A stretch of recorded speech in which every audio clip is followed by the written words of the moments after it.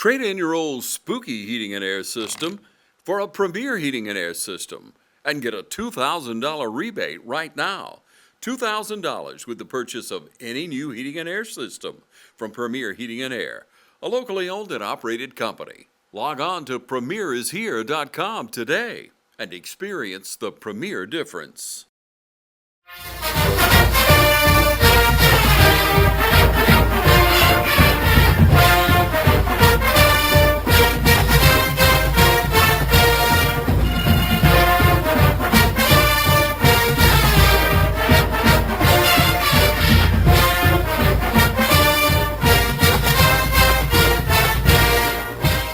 Welcome to the 2025 West Orange Football Coaches Show. I'm Tyler Rogers here with Coach Kip Burdett. How are you doing today, Coach? Good to be here, Roddy. Yes, sir. Well, before we kind of get started, again, community, just continue to keep your thoughts and prayers out for West Orange High School. We lost a student over the weekend, so you just continue to keep us in your thoughts and prayers.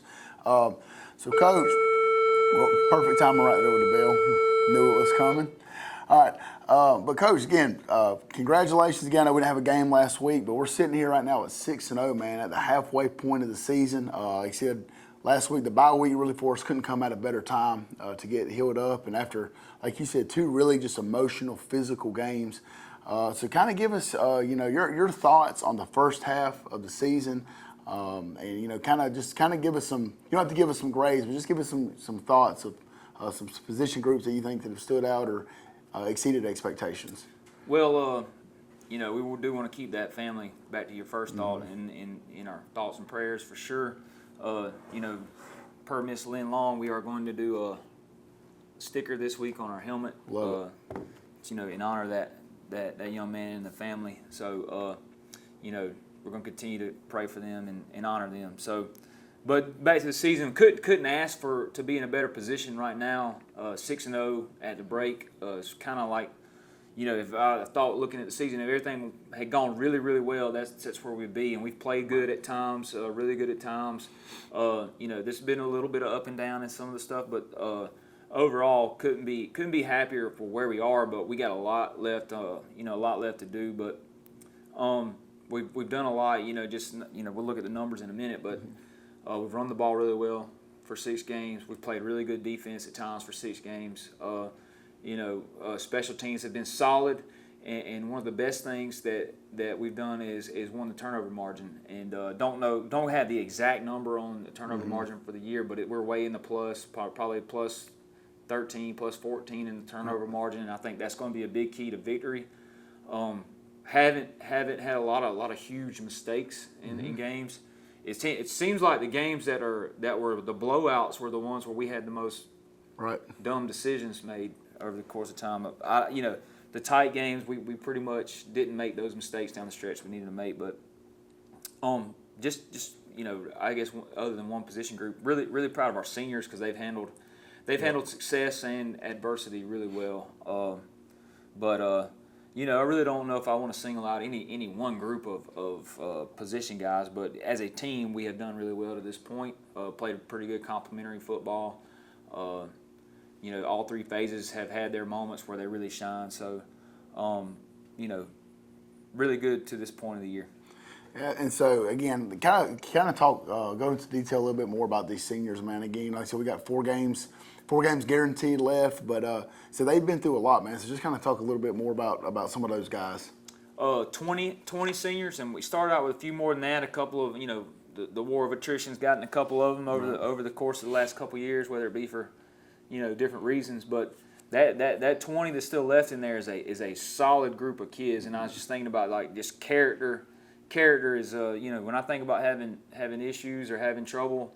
I have very little trouble with any of the seniors, and that's whether it's grade-wise, that's behavior-wise, that's willing to practice, willing to lift weights. Like I was thinking about that yesterday in the weight room. Like the seniors are, they pretty much they're in almost like a cruise control, autopilot, whatever you want to say. They already go to work. Go ahead and start doing what they're supposed to do. You don't have to bark at them. You don't have to yell at them.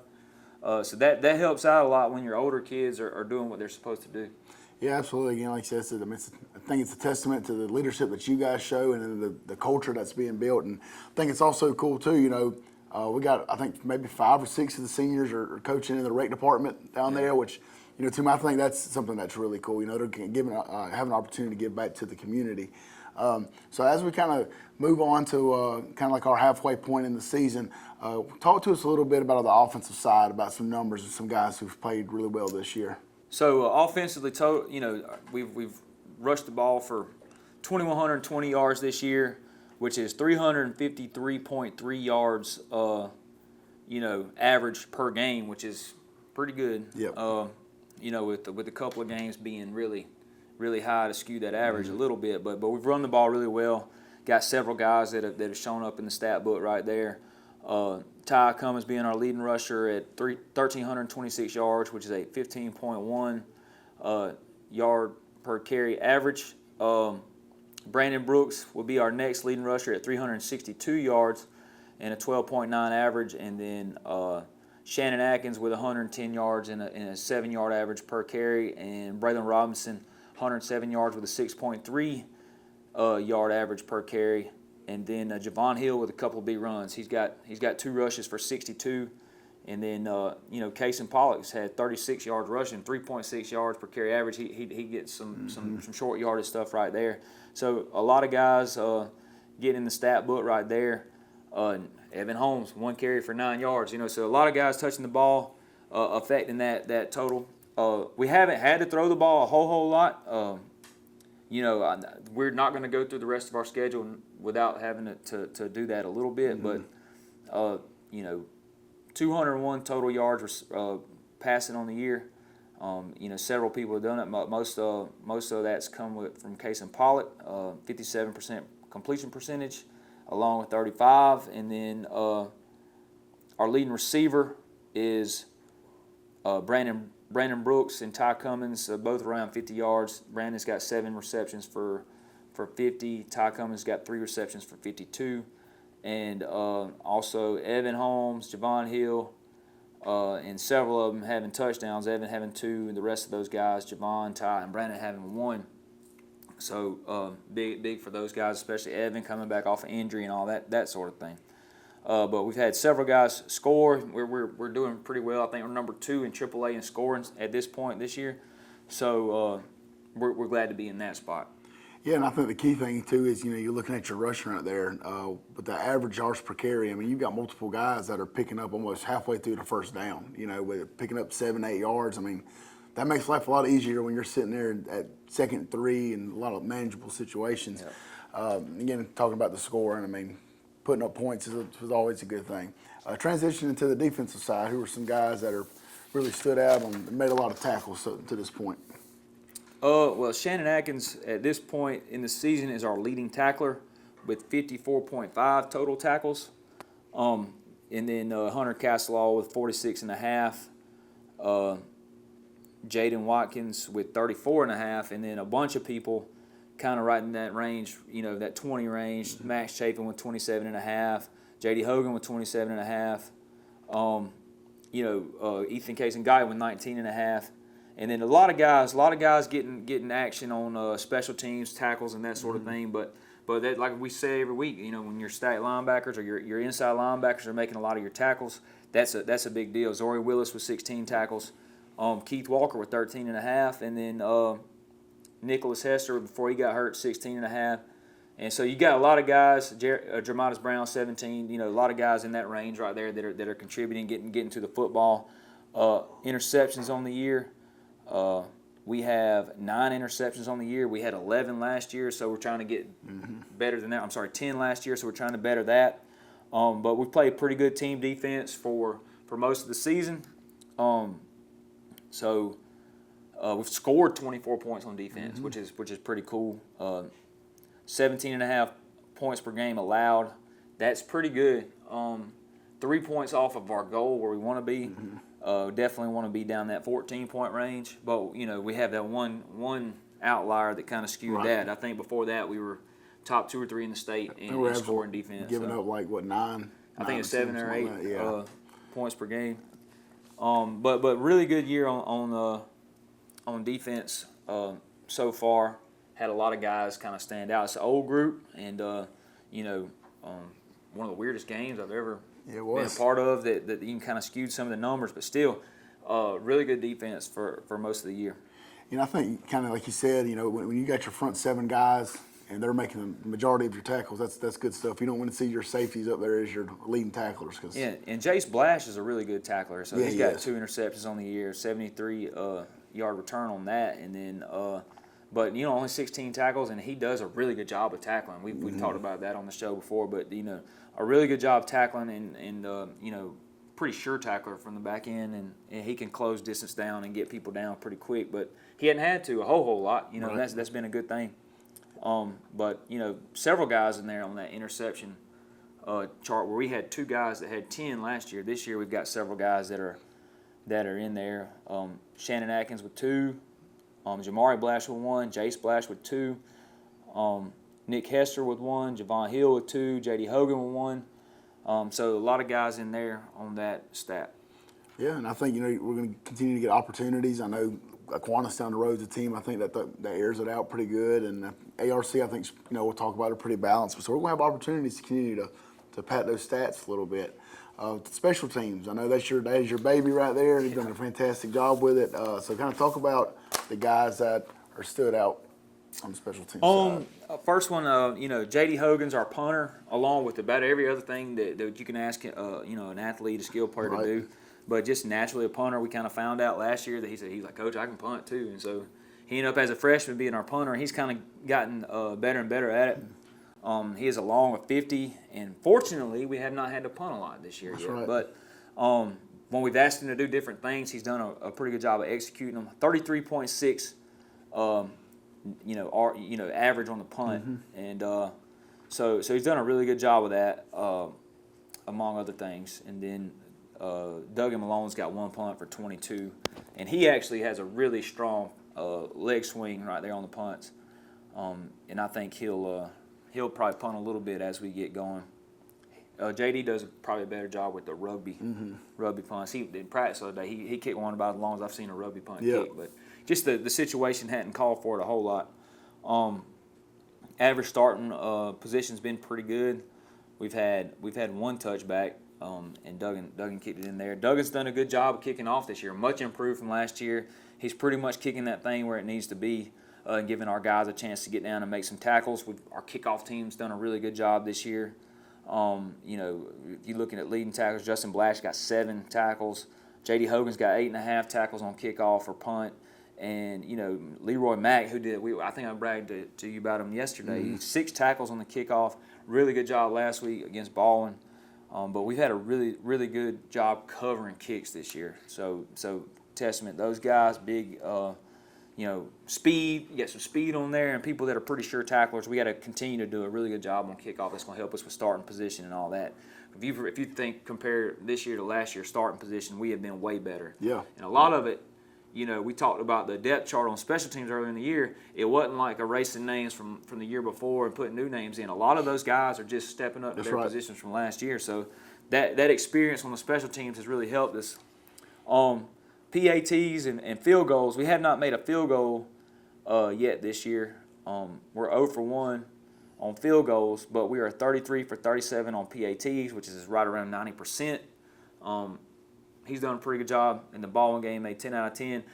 You could see him correcting some of the mistakes that he's made early on. Right. We've changed some formation stuff up there on the PATs. I think it's helped us out a little bit. But his operation time, the snaps, Grady Howell has snapped really good this year. JD's done a good job holding. Also, Jaden Stanley will hold a little bit, but that whole operation's been pretty good. So pleased with that.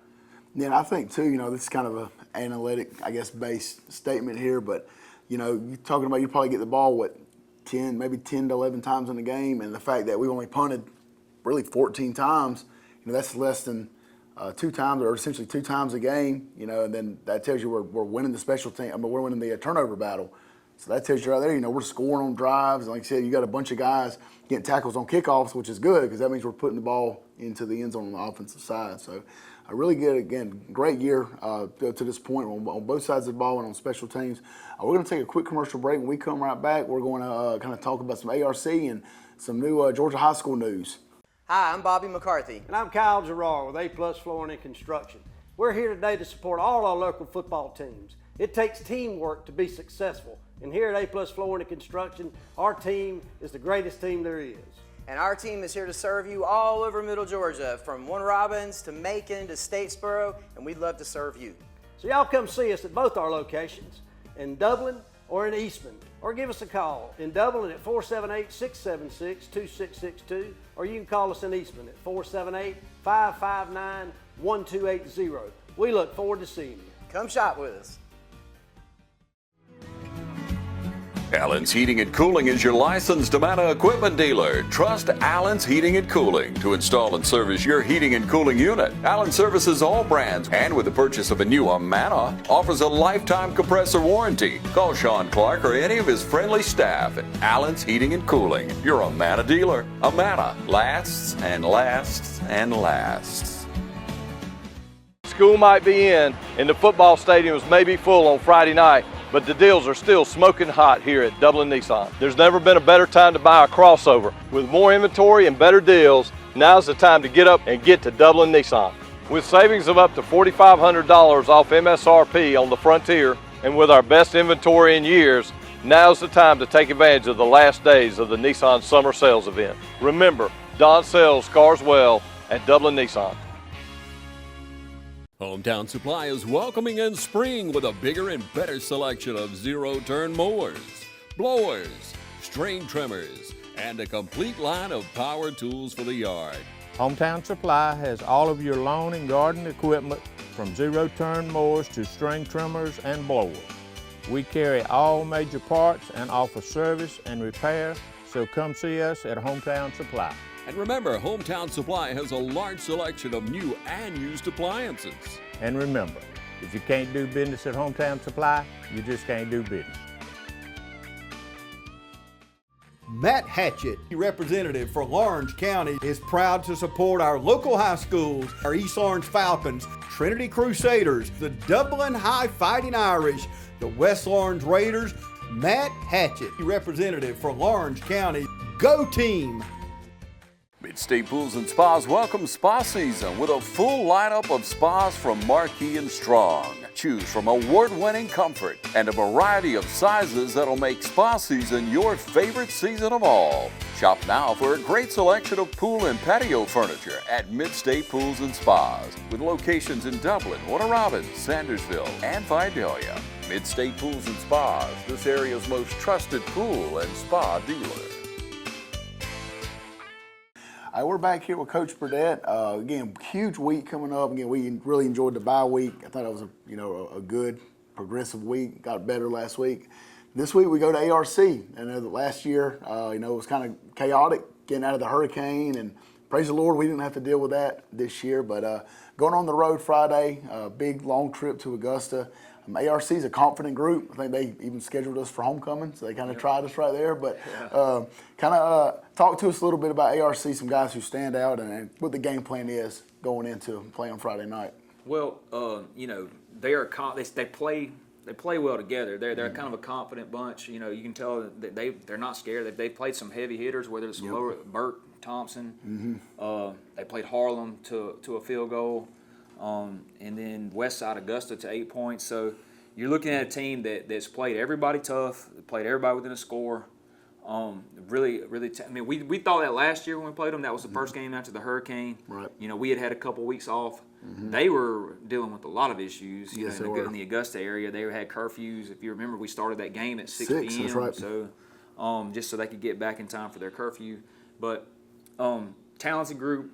They throw and catch the ball very well. Some possessions, some down the field stuff, but quarterback's nifty. He can deal. They're a really good wide receiver group. Number 1, number 12, number 7. Just to name a couple, but they're pretty good. They're pretty talented. 12 being a speed guy, 1 being more of a possession receiver. Running back 0 and 26, both run hard. 0 is a two-way guy. He'll play linebacker and running back, but he kind of took over the ball one game late at the running back position, and they'll use a couple of tight ends here or there, number 8, number 5, and then they'll put a lineman in at the blocking back some and use him in some different ways. But a really good offense, kind of reminds you of a creative, spread type offense. They do a good job with that.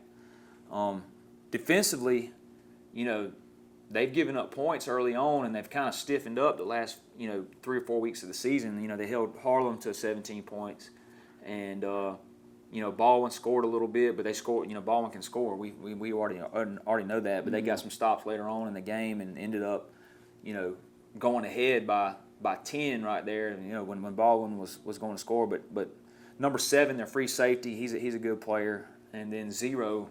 That plays inside linebacker, running back. He's a really good guy. And just 6 is one that kind of pops off at the screen at you that plays kind of their stand-up defensive end. But they're athletic. They play like a 4-down front that they twist and move and stuff a lot up there. They play a lot of man coverage. They're going to try to challenge you athletically and lean into what they do. And then they got a really good kicker, number 44. I think they're known for being kind of a soccer school. He does a good job on kickoffs. Does a good job on field goals and PATs. He punts as well. So he's a good player. But we got our challenges this week. We're not in school Friday. Yep. Got to trust the kids to kind of take care of their business at home.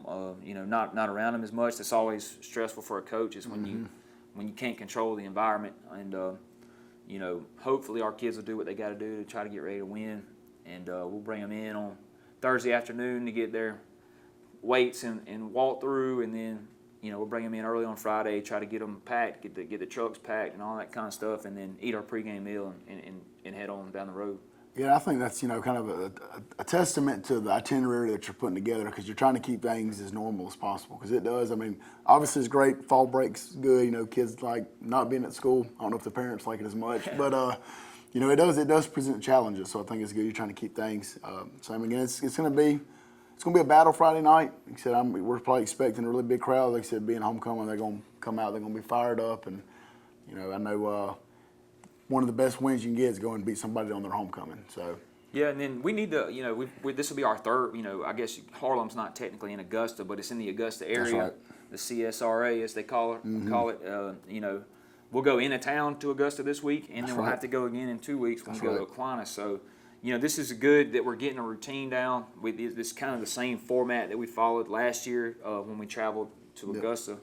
And, we'll talk about it in a minute, but I don't see that necessarily. It may change, it may not change, but we could get used to some travel like this for the next 2 years. So that we get a routine down that we like, that we feel good about, that puts our kids in a position to have success. But, we got to handle business. This is, on this road trip. Absolutely. Go and get a big win on the road. And kind of so piggybacking what you were just talking about a second ago. So I'm going to kind of let you kind of run the floor. I know Georgia High School's come out with some new information about classifications, about region realignment, the way playoffs go. I mean, it's all kinds of stuff going on. So kind of inform the people about what's going on in the Georgia High School world. Well, the actual format of the classifications is going to stay pretty close to what it is now. But what they're doing, they're dropping one of the single A's name. Mm-hmm. That's it. I mean, nothing else is changing. And then so they're calling what single A Division I is now going to be called Double A. So the high single A is just going to be called Double A now, and then all the rest of the classifications will move up an A. So they're 2 will go to 3, 3 will go to 4, 4 will go to 5, 5 will go to 6, 6 will go to 7. So you go back to 7 classifications. Right. But it really nothing's changed. But what will be in next year, more than likely, now I'm not they've done FTE counts and out of district and all that kind of stuff. What they've done is pretty close to the same. I think we'll be in the same classification that we're in now, which will be 4A next year. So that hadn't really changed. And then you're just going to have to see what schools in this classification. What areas of the state, are we going to go back to a middle Georgia type region? Are we going to stay in the Augusta region? A lot of things that pulled some of those old middle Georgia, those west side of middle Georgia teams. West was that Troop LaGrange. That's right. The Fayette County schools, all those schools are over there to the west side of the state. So, that they had a little more natural path of travel and that sort of thing to get there. But I don't know. I don't really know that for sure. They hadn't talked about regions yet, but. The playoff format that we're going to next year will be similar to what we're doing now. They're going to use the exact same formulas they use for the power rankings. The only difference being is they're going to number them 1 through 32, and the only schools that are going to get preferential seating are the region champs. So the region champs will be guaranteed one home playoff game. That's it. So you'll be a 1 through 16 somewhere, wherever you fall. If you're like 17th, then you'll move to 16. If you're number 1 in the power ranking and you're a 2 seed in your region, you're still going to maintain that number 1 ranking in the power ranking. So I think that's going to be good to a point, because last year, if you think about it, we still may have had to play somebody out of our region, but we would have hosted at home last year because we were number 12 in the power rankings at the end of the regular season. So last year it would have helped us. I don't know, if we got to take care of business a little bit more this year to see where we fall, but last year definitely would have helped us to have that format. I would say this, one thing I don't personally like about it is we ended up, you're probably going to end up having to play somebody in your region. Somebody's going to. It may not be you, it may be a different region, but you're going to have to play people back to your region, and some people like that, some people don't. But we're not going to you're not doing the old region matchup thing like you did 3 or 4 years ago, where Region 1 matches up with Region 4, or Region 2 matches up with 3, or whatever it is. We're not doing that anymore. So some people may like it, some people may dislike it, but using that power ranking formula, kind of gives everybody the same playing field, so to speak. Right. So I don't have an issue with it necessarily, the whole deal. I wish they would have been in this format last year, like I said, but hindsight's 20/20. But that's just what we're dealing with moving forward. Yeah. So a lot of the same, a little bit different. And I think a lot of people don't understand too, where we're at West Orange with the student enrollment that we have, we are kind of a landlocked school. It is, we are just surrounded by a lot of smaller schools, so it does kind of put us to an extent at a disadvantage, because we're the ones that are always having to travel, and even though a couple of years, luckily, Mary Persons and Upson Lee weren't crazy far, but they're still. Well, Thomaston, that's my argument all the time. Like, Right. Thomaston, we played them a long time, but you're talking an hour and 35, hour and 40 minutes Right. there versus an hour and 35, hour and 40 minutes to Harlem or Augusta or whatever. So it's 6 one way, half a dozen other. Now, Mary Persons, I think we're hour and 15 minutes. That's right. To the front door of that school, and then, there'll be some other 3A teams. But they got to make it even. That's right. Sort of. The region's kind of sort of even, so everybody doesn't have to schedule 7 or 8 non-region games, so That's right. which will be impossible to find. Yeah. But when you schedule next year too, you gotta be smart about it, depending on how your region's set up. So we'll get a little bit more into that when we get closer to December, January. That's right. Well, that's the only thing that we can do is control what we can control, and let's go out and play Friday night and hopefully get a big win. Again, Raider Nation, again, I know it's a good ride, but it's a really crucial, important game. Right now, I think we're sitting at the top of the standings. I think it was maybe us and West Side, and I think we're sitting at the top right now. So, huge game Friday night to continue the win streak going. Again, first time, I think, ever to be 7-0. So a lot on the line, a huge region win or region opportunity coming up. So Raider Nation, make that ride up to Augusta, come out support us Friday. I think next week, we'll talk about it in the show next week. We got homecoming next week, Hepsville coming in, and softball I know is hosting their first round of the state tournament. So a lot going on. I think Thursday's last JV game for us, correct? Yep, it'll be the last one at East Lawrence. So if you're around, check us out. Go over there to the. I guess I don't think it's a Falcon Nest anymore, whatever it is. Yeah. But head on over to East Orange Thursday. Said our JV's going over to play, and then on the road Friday night. So, Coach, you got anything else you want to add to the community? No, need a big crowd over there Friday night. It's a huge region game. They are a good football team, and we're going to need a crowd.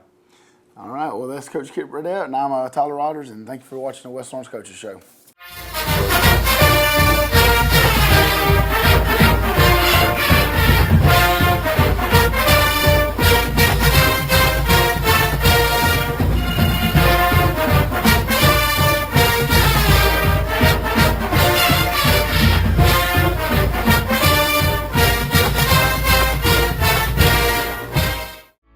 Since we were founded, the Houston Clinic has sought to provide the most advanced orthopedic services available to men, women, and children of all ages and all walks of life. And today, Dr. Gay and Dr. Richter continue the tradition of service in the Orange County communities. From our sports teams through every facet of this community, the Houston Clinic is not only proud to serve you, we deem it an honor. The Houston Clinic, 100 Medical Drive, Suite 400 in Dublin. Hey, it's Stephanie again here at Shamrock Honda Kawasaki CF Motos, and I wanted to tell you about our CF Moto 4x4s. Perfect to get you in the deer stand or in your deer blind, and excellent once you kill that big buck to get it out of the woods. We have them in a variety of colors, including camouflage, emerald green, and reds. Come see us today for our full lineup of CF Moto 4x4s at 106 Savannah Avenue, East Dublin, Georgia. 478-272-4563. Hey, this is Perry at Williamson's Bakery, a proud supporter of Dublin and Lawrence County athletics since 1965. From donuts to cupcakes and cookies to eclair, we have everything to satisfy your sweet tooth. We even have treats for your dogs. So when Friday rolls around, don't forget to stop by and pick up some stuff for that late afternoon tailgate. So remember, go Raiders, go Crusaders, go Falcons, and go Irish. You can find us on Facebook, or you can stop by and see us at 1634 Veterans Boulevard, or give us a call at 478-272-3344.